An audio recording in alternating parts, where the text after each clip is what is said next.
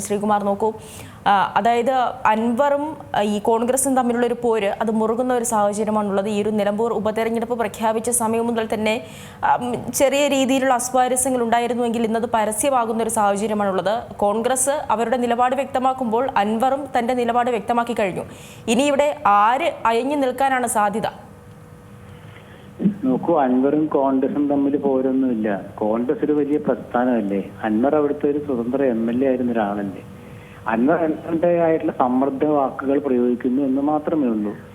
അത് അദ്ദേഹത്തിന് ഉപയോഗിക്കാനുള്ള ഒരു. പക്ഷേ ഇന്നത്തെ ആ ഒരു അൻവർ വാർത്താ സമ്മേളനത്തിൽ വലിയ രീതിയിലുള്ള വിമർശനങ്ങൾ തന്നെയല്ലേ VD സതീശനെതിരെ അടക്കം പേര് പറഞ്ഞില്ല എങ്കിൽ പോലും ഉന്നയിച്ചത്?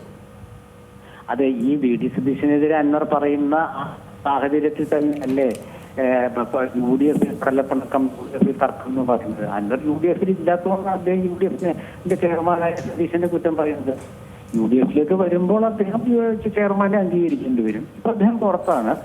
UDF ഒപ്പം സഞ്ചരിക്കുന്ന എന്ന് വെച്ചാൽ UDF ഒരു ലക്ഷ്യത്തിലേക്ക് പോകുമ്പോൾ അതിന് സമാന്തരമായി അതേ ലക്ഷ്യത്തിലേക്ക് പോകുന്ന ഒരാളാണ് അൻവർ. കൂട്ടിമുട്ടുന്നില്ലെന്നേ ഉള്ളൂ.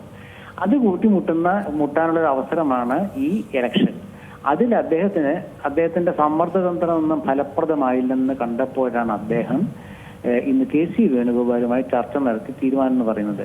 അത് ഒരു രാഷ്ട്രീയ നീക്കമാണ്. അതൊരു കീഴടങ്ങലോ അല്ലെങ്കിൽ അതൊരു പരാജയമോ ഒന്നും അല്ല. രാഷ്ട്രീയത്തില് സമരം ചെയ്യുന്നവർ സന്ധി ചെയ്യാനും തയ്യാറാകണം. അതിന്റെ അടിസ്ഥാനത്തിലാണ് അദ്ദേഹം KC വേണുഗോപാലിലേക്ക് അദ്ദേഹം പ്രവേശിക്കാൻ തീരുമാനിച്ചത്. കാരണം KC വേണുഗോപാലാണ് കേരള ഹൈക്കമാൻഡിന്റെ കേരളത്തിൽ നിന്നുള്ള AICC ജനറൽ സെക്രട്ടറിയായ ഹൈക്കമാൻഡ് പ്രതിനിധി. അതുകൊണ്ട് അദ്ദേഹത്തിന്റെ ഒപ്പം സംസാരത്തിന് ശേഷം ഒരു തീരുമാനം ഉണ്ടാകും. അത് UDF അനുകൂലമാകും.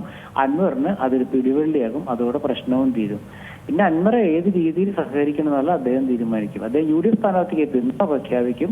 UDF സ്ഥാനാർത്ഥിയുടെ ഒപ്പം വേദി പങ്കിടുമോ അല്ലെങ്കിൽ അതൊക്കെ വേറെ വിഷയങ്ങൾ. പക്ഷെ UDF പിന്തുണ പ്രഖ്യാപിച്ചാൽ കഴിഞ്ഞു.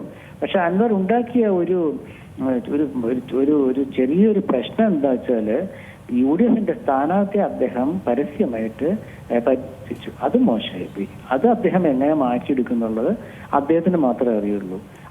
അതിന്റെയും കൂടെ തീരുമാനമാണ് ഇനി വരാനുള്ളത്. മറ്റേ UDF അൻവർ ഇനി പ്രശ്നം ഉണ്ടാക്കില്ല.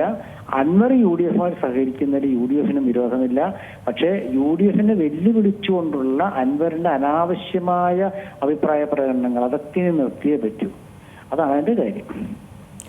ഈ ഒരുപക്ഷെ ഇനി തുടർന്നുള്ള സാഹചര്യത്തിലും ഈ UDF ഈ ആര്യടൻ ഷൗക്കത്തിനെ പിന്തുണയ്ക്കാത്ത ഒരു സാഹചര്യമാണ് അല്ലെങ്കിൽ ആ ഒരു നിലപാടാണ് അൻവറിന്റെ ഭാഗത്തു നിന്നും ഉണ്ടാകുന്നത് എങ്കിൽ അൻവറിന്റെ രാഷ്ട്രീയ ഭാവി, മുന്നോട്ടുള്ള രാഷ്ട്രീയ ഭാവി അതെന്താകും താങ്കളുടെ ഒരു നിരീക്ഷണത്തിൽ? അല്ല, രാഷ്ട്രീയത്തിന്റെ ബാലപാഠം അറിയുന്ന ആരും ഇങ്ങനെ പറയില്ല. കാരണം എന്താണെന്ന് വെച്ചാല് അൻവറിന്റെ ലക്ഷ്യം എന്താണ്? Anti Pinarayi government. UDF ലക്ഷ്യം എന്താണ്? അടുത്ത ഗവൺമെന്റ്. അപ്പോൾ അങ്ങനെയുള്ള ഒരാൾക്ക് ഇവിടെ UDF പിന്താങ്ങാതെ UDF തോറ്റു കഴിഞ്ഞാൽ UDF ഒന്നും സംഭവിക്കില്ല. കാരണം എന്താ വെച്ചാൽ UDF രാഷ്ട്രീയ പരാജയം അത് ഇടത് മുന്നണി സീറ്റാണ്. മറിച്ച് അൻവറിന്റെ അവസ്ഥയോ? അൻവറിനെ ഒന്നിനും കൊള്ളില്ല എന്നുള്ള വിധിയെഴുത്ത്. അതോടെ അൻവറിന്റെ രാഷ്ട്രീയം അവസാനിക്കും. അൻവർ രാഷ്ട്രീയം എന്ന് പറയുന്നത് അൻവർ സ്വയം ഉണ്ടാക്കിയെടുത്തൊരു രാഷ്ട്രീയമാണല്ലോ. ആ രാഷ്ട്രീയം അൻവർ തന്നെ ഇല്ലാതാക്കുന്ന ഒരു സാഹചര്യം ഉണ്ടാക്കാൻ പാടില്ലെന്നാണ് ഈ ഗവൺമെന്റിനെ എതിർക്കുന്നവരുടെ താല്പര്യം. ഗവൺമെന്റ് എന്ന് വെച്ചാൽ അൻവറിന്റേതായ ഒരു താല്പര്യം മാത്രമല്ലേ ഉള്ളൂ. അദ്ദേഹത്തിന് പിണറായി ഗവൺമെന്റിനെതിരെ അല്ലെ CPM-നെതിരായുള്ള അദ്ദേഹത്തിന്റെ വിദ്വേഷം, അത് കഴിഞ്ഞാൽ അദ്ദേഹത്തിൻ്റെതായ ഒരു രാഷ്ട്രീയ ഭാവി. പക്ഷെ UDF അതല്ലല്ലോ. UDF ഒരു ഗവൺമെന്റിനെ നയിച്ച ഒരു പ്രസ്ഥാനമല്ലേ. അത് മാത്രമല്ല 139 മണ്ഡലങ്ങളിലും നിലമ്പൂർ കഴിഞ്ഞാൽ ബാക്കി 139 മണ്ഡലങ്ങളിലും UDF അവരുടേതായ കാര്യങ്ങൾ നോക്കണ്ടേ. അത് മാത്രമല്ല പൊതുജന വികാരം മനസ്സിലാക്കി പ്രവർത്തിക്കണ്ടേ. അൻവറിന് അങ്ങനെ ഒരു പൊതുജന വികാരം ഒന്നും മനസ്സിലാക്കേണ്ട അവസ്ഥ ഇപ്പൊ ഇല്ലല്ലോ. നിലമ്പൂരിലത്തെ ഒരു കാര്യം മാത്രമേ ഉള്ളൂ. അവിടെ അദ്ദേഹം പറഞ്ഞു അദ്ദേഹം മത്സരിക്കുന്നത് UDF ആണ്. UDF ഗവൺമെന്റിന്റെ വികാരത്തിനെതിരെ നിൽക്കുന്നവരെ സ്വരൂപിക്കുന്ന പ്രസ്ഥാനമാണ്. അപ്പൊ അൻവർ അവരോടൊപ്പം നിൽക്കണം. അതിന് സമ്മർദ്ദതന്ത്രം പ്രയോഗിച്ചിട്ട് ഞാൻ ഉദ്ദേശിക്കുന്ന ആളെ സ്ഥാനാർത്ഥിയാക്കണം എന്നൊക്കെ പറയുന്നത് ഒരു ഘട്ടം വരെയൊക്കെ അതൊക്കെ ശരിയായിരിക്കും. കാരണം കുഴപ്പമില്ല, ഒരാളെ സ്ഥാനാർത്ഥിയാക്കാന്ന് ഉദ്ദേശിക്കാം. പക്ഷെ അതിനുവേണ്ടി ഇങ്ങനെ നിരന്തരം അഭിപ്രായം പറഞ്ഞ് ഈ UDF എല്ലാ നേതാക്കളെയും പ്രവർത്തകരെയും ഇങ്ങനെ ഒരു അസ്വസ്ഥമാക്കുന്ന സമീപനം അൻവറിന്റെ ഭാഗത്തുനിന്നും ഉണ്ടായി. അതുകൊണ്ടാണ് മുസ്ലിം ലീഗ് പറഞ്ഞത് അൻവർ അനാവശ്യമായ അഭിപ്രായ പ്രകടനങ്ങൾ നടത്തുന്നു എന്നുള്ളത്. അപ്പൊ അതൊക്കെ മനസ്സിലാക്കിക്കൊണ്ടാണ് അദ്ദേഹം ഇന്നൊരു എങ്കിൽ പിന്നെ വേണ്ട, ഞാനതൊരു സന്ധി ചെയ്തേക്കാം, UDF-നൊപ്പം നിൽക്കാം എന്ന് തീരുമാനിച്ചത്. അത് തീർച്ചയായിട്ടും അത് നടപ്പാവുന്ന തന്നെയാണ് എനിക്ക് തോന്നുന്നത്. അല്ലെങ്കിൽ പിന്നെ നമ്മുടെ രാഷ്ട്രീയ നിരീക്ഷണമൊക്കെ പാളിപ്പോവും.